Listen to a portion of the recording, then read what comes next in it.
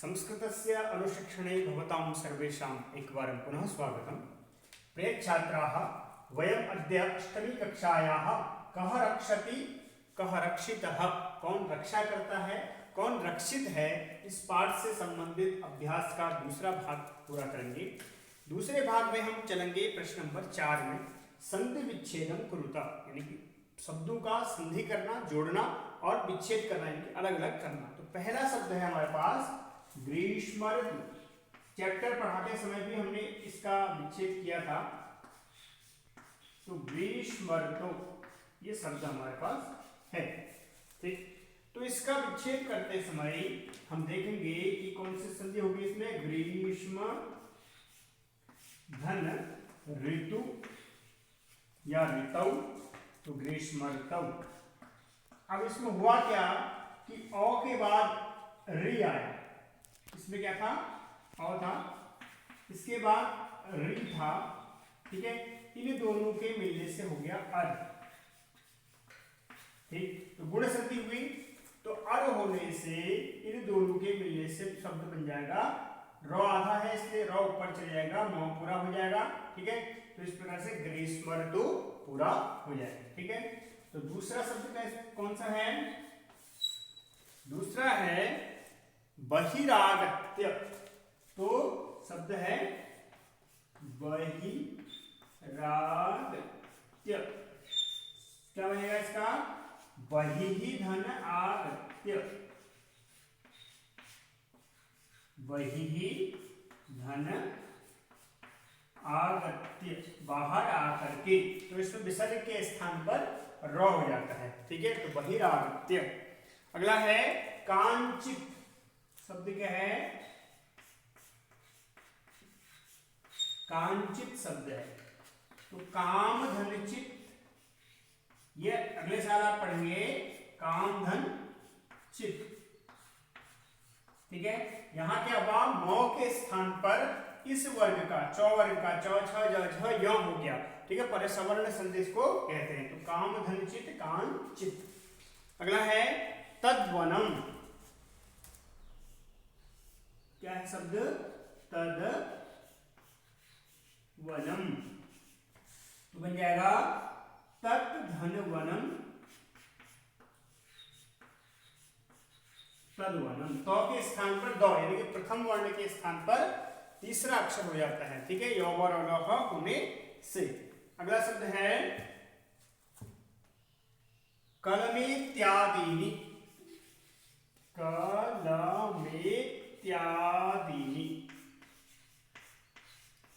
इस शब्द का जब हम विच्छेद करेंगे तो बनेगा क्या, कलम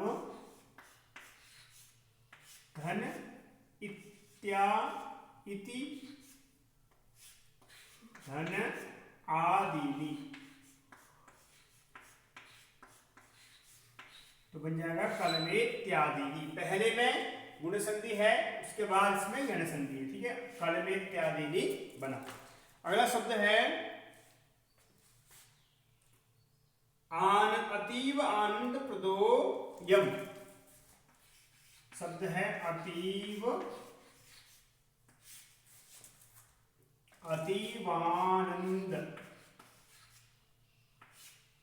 प्रदोयम। तो इस शब्द का विच्छेद जब हम करेंगे तो लिखेंगे अतीव धन आनंद प्रदः धन अयम, तो बन जाएगा अतीव आनंद प्रदोयम, ठीक है। अतीव धन आनंद धन प्रदोयम। तो अतीवानंद में इसमें दीर्घ संधि हुई और इसमें विसर्ग संधि हो जाएगी, ठीक है। तो इस प्रकार से प्रश्न नंबर 4 संधि विच्छेद वाला पूरा हुआ। अब चलते हैं प्रश्न नंबर 5 पे। प्रश्न नंबर 5 कहता है विशेषण पदैः सह विशेष्य पदानि योजयेत, यानी कि विशेषण पदों के साथ हमें क्या करना है, विशेष्य पदों को जोड़ना है, ठीक है।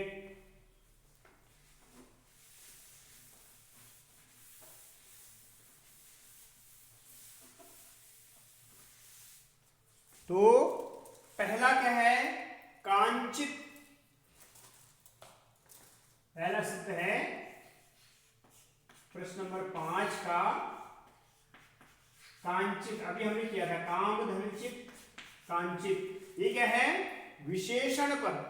तो विशेषण कांचित का जो काम धनचित, ठीक है, काम मतलब द्वितीय विभक्ति एक वचन स्त्रीलिंग है, ठीक है, चित तो ऐसे ही कामचित शांतिम, ठीक है। तो इसके साथ ही जैसा लिंग जैसा वचन जैसी विभक्ति किसकी होगी? विशेष्य पद की, विशेषण पद की, वैसे ही विशेषण और विशेष्य की भी होगी। यानी ये आपस में दोनों की एक ही लिंग, एक ही विभक्ति, एक ही वचन होता है। इसी को विशेष्य विशेषण कहते हैं। तो कांचित शांतिम हो जाएगा यहाँ पर, ठीक है। अगला है स्वच्छानि। शब्द है स्वच्छानि। तो क्या हो जाएगा आगे? स्वच्छानि गृहाणि। स्वच्छानि गृहाणि। पिहिते। पिहिते मतलब बंद हुए। तो पिहिते का क्या हो जाएगा? आप देख रहे होंगे अवकर कंडोले, जो बंद है ऐसा डस्टबिन।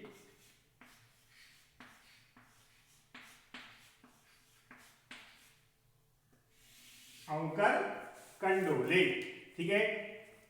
फिर है स्वच्छता। शब्द क्या है? स्वच्छता। आकारांत स्त्रीलिंग है तो स्वास्थ्यकरी हो जाएगा इसका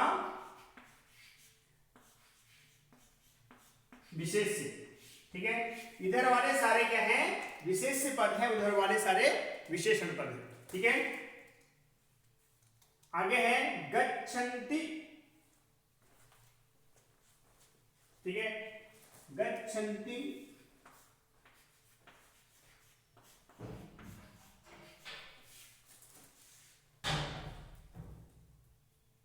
अन्यद अवकरम महति क्षतिः। तो कति शब्दाः सन्ति? एकं द्वे त्रीणि चत्वारि पञ्च षड् सप्त। एकं द्वे त्रीणि चत्वारि पञ्च षड् सप्त। गच्छन्ति मित्राणि, तो जाते हुए मित्र, ठीक है। ये हो जाएगा गच्छन्ति का। अगला है अन्यत्, तो इसका हो जाएगा अवकरम। अन्यत् शब्द क्या है?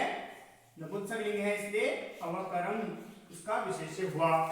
अगला पद क्या है? महती क्षति, बहुत ज्यादा, क्षति यानी कि नुकसान, ठीक है, क्षति।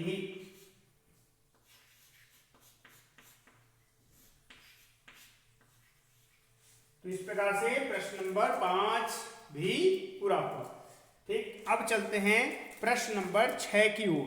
कहते हैं कि जो वाक्य सही है उसके समक्ष आम, जो वाक्य गलत है उसके समक्ष न इति लिखत। तो पहला वाक्य है हमारा शुद्ध कथन है क्या? शुद्ध कथन। प्रचंडोष्मणा पीड़ितः बालाः सायंकाले एकैकं कृत्वा गृहाभ्यन्तरं गताः। घर से बाहर आए नहीं कहते हैं, कहते हैं कि घर के अंदर गए।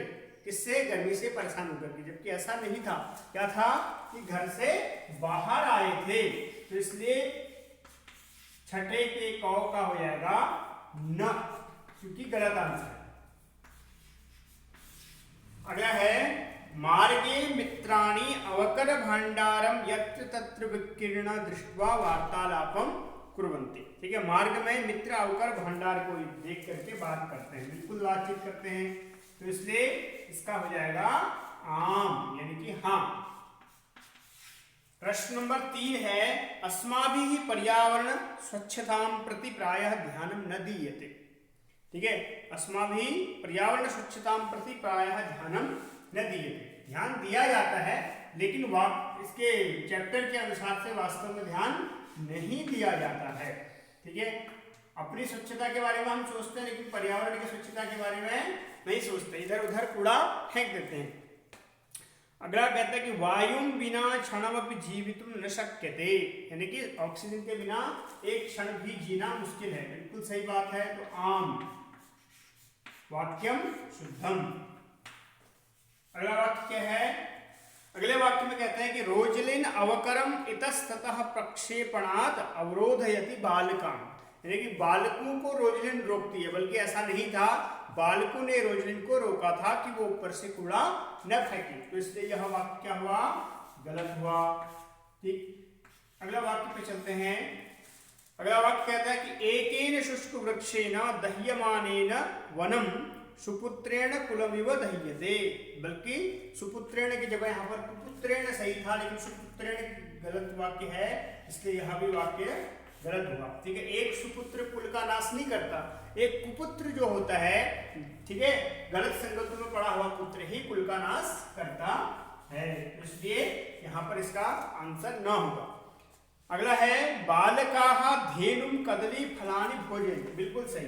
जो बालक होते हैं वो प्लास्टिक खाने से गाय को रोकते हैं और उसको केले खिलाते हैं। ठीक है, अगला है नदी जले निमज्जिताः बालाः प्रसन्नाः भवन्ति, बिल्कुल सही, तो इसका ये भी ठीक होगा। तो तो प्रश्न नंबर 6 का अशुद्ध कथनानां समक्षम न शुद्ध कथनानां समक्षम आम वाला वाक्य भी पूरा हुआ। अब हम चलते हैं घटनाक्रम की ओर। प्रश्न नंबर 7वें पर हमें इस पाठ के आधार पर घटनाक्रम तैयार करना है कि कौन सा वाक्य पहले आया था। ठीक है, तो घटनाक्रम के हिसाब से पहला वाक्य है इसमें उपरितः अवकरम क्षेप्तुम उद्यताम रोजलिन बालाः प्रबोधयन्ति, यानी कि बालक ऊपर से फेंक रही कूड़े वाली जो रोजलिन है उसको समझाते हैं। ये वाक्य पहला नहीं हो सकता, तो पहला वाक्य कौन सा होगा कि गृहे प्रचंडोष्मणा पीड़ितानि मित्राणि एकैकं कृत्वा बहिरागच्छन्ति। ठीक है, तो पहला वाक्य जो हम लिखेंगे 7वें का पहला वाक्य क्या होगा? सही घटनाक्रम में क्या होगा? पहला वाक्य गौ होगा। ठीक है, यानी गौ वाले को हम पहले वाक्य में लिखेंगे, पहला क्रम होगा। अब हम चलते हैं दूसरे वाक्य की ओर। अन्ते बालाः जल विहारं कुर्वन्ति, ये तो बिल्कुल लास्ट होगा। फिर है शाक फला नाम आवरणैः सह प्लास्टिक सूतानामपि खादन्ति धेनुं बालकाः कदली फलानि भोजयन्ति, ये भी दूसरा नहीं हो सकता। दूसरा कौन सा होगा? वृक्षाणां निरंतरं कर्तनेन ऊष्मावर्धनेन च दुःखिताः बालाः नदी तीरं गन्तुं प्रवृत्ताः भवन्ति, नदी तीर को जाना चाहते हैं। तो दूसरा वाक्य कौन सा होगा? दूसरा होगा च। ठीक है, चौ वाला हम दूसरा वाक्य करेंगे। तीसरे वाक्य में क्रम से कौन सा होगा? तो देखते हैं बालैः सह रोजलिन अपि मार्गे विकीर्ण अवकरम यथास्थानं प्रक्षिपति, ये हो नहीं सकता। तो तीसरा होगा मार्गे यत्र तत्र विकीर्णम अवकरम दृष्ट्वा पर्यावरण विषये चिंतिताः बालाः परस्परम विचारयन्ति। ठीक है, तो प्रश्न नंबर 7 का जो तीसरा वाक्य हम लिखेंगे क्रम सही क्रम में वो होगा जब। ठीक है, क्योंकि पूरा वाक्य लिखेंगे तो बहुत लंबा पड़ जाएगा, तो इसलिए उनको शॉर्ट फॉर्म में आपको बता रहा हूं। तो वहां से आप जो जो नंबर में बता रहा हूं, पहले वाक्य में आप गौ वाला लिखेंगे, दूसरे में आप चौ लिखेंगे, तीसरे में आप जौ लिखेंगे। ठीक है, अगला वाक्य चौथा कौन सा होगा? चौथा वाक्य है इसमें उपरितः, क्योंकि तीसरे वाक्य में हमने पढ़ा था कि जब इधर उधर कूड़ा बिखरा था उसको देख करके बालक बहुत चिंतित होते हैं। उसी बीच क्या होता है? उपरितः अवकरम क्षेप्तुम उद्यताम रोजलिन बालाः प्रबोधयन्ति। ठीक है, जो बालक होते हैं उस रोजलिन को कूड़े फेंकने से रोकते हैं। ठीक है, इसी बीच में, तो ये चौथा वाक्य हो गया। लेकिन चौथे वाक्य में आपको क वाला सेंटेंस लिखना है। ठीक है, तो पहला वाक्य आप गौ लिखेंगे, दूसरा चौ लिखेंगे, तीसरा जौ लिखेंगे और चौथा क वाला लिखेंगे। ठीक है, अब पांचवा वाक्य कौन सा होगा? तो पांचवें वाक्य में हम पढ़ेंगे जब रोजलिन को रोकते हैं कि आप इस प्रकार से कूड़ा न फेंकें, तब रोजलिन नीचे आकर के जो फैलाया हुआ कूड़ा था उसको उठा करके कहाँ डालती है? यथास्थान फेंकती है। तो बालैः सह रोजलिन अपि मार्गे विकीर्णम अवकरम यथास्थानं प्रक्षिपति। तो पांचवे का हो जाएगा 6। ठीक है, तो इस प्रकार से पांचवा वाक्य भी पूरा हुआ। अब छठा कौन सा होगा? इसके आगे वो कहा जाते हैं जब मार्ग में बढ़ते हैं तो एक गाय को देखते कि वो प्लास्टिक के सूट खा रही है। ठीक है, तो शाक फलानाम आवरणैः सह प्लास्टिक स्यूतमपि खादन्तीं धेनुं बालकाः कदलीफलानि भोजयन्ति, यानी कि उसको प्लास्टिक खाने से रोकते हैं और केले के फल खिलाते हैं। तो इस प्रकार से न वाला वाक्य आपका छठा वाक्य हो गया। ठीक है, सातवां वाक्य कौन सा हुआ? इसके बाद क्या होता है फिर? इसके बाद बच्चे क्या करते हैं? पर्यावरण को सुरक्षित रखने के विषय में विचार करते हैं और कहते हैं कि हमें शिक्षकों और अपने माता पिता के साथ बैठ करके प्लास्टिक के विविध पक्षों को जानना चाहिए। तो उसी से संबंधित है प्रश्न ख वाला। क्या कहता है? प्लास्टिकस्य विविध पक्षान् विचारयितुं पर्यावरण संरक्षणेन पशून् इत्यादीनि रक्षयितुं बालाः कृतनिश्चयाः भवन्ति, यानी कि वो निश्चय करते हैं कि हम पर्यावरण और पशुओं की रक्षा करेंगे। ठीक है, और हमें इस पर विचार करना होगा। और लास्ट होगा अन्ते बालाः जल विहारं कृत्वा प्रसीदन्ति। ठीक है, लास्ट में इसके बाद वो जल विहार करने के लिए नदी में चले जाते हैं और प्रसीदन्ति यानी कि प्रसन्न होते हैं। तो इसका हो जाएगा घ। ठीक है, तो पहला वाक्य आप लिखेंगे ग, दूसरा च, तीसरा ज, चौथा क, फिर छ, फिर न, फिर ख, फिर घ। ठीक है, तो चाहे तो आप सीधे एक बार जो क्रम आपकी पुस्तक में दिया हुआ है इसी क्रम को लिख करके आप उन गौ के सामने 1, इसके सामने 2, ज के सामने 3 ऐसा भी कर सकते हैं अपने सहूलियत के अनुसार से। ठीक है, या फिर सीधे सीधे आप सही उत्तर लिख सकते हैं। ठीक, तो इस प्रकार प्रश्न नंबर 7वां भी पूरा हुआ। आज यह चैप्टर पूरा होता है। कल हम पुनः एक नए चैप्टर के साथ आपके बीच उपस्थित होंगे। तब तक के लिए नमो नमः, नमस्कारः, भवतां दिनं शुभं भवतु।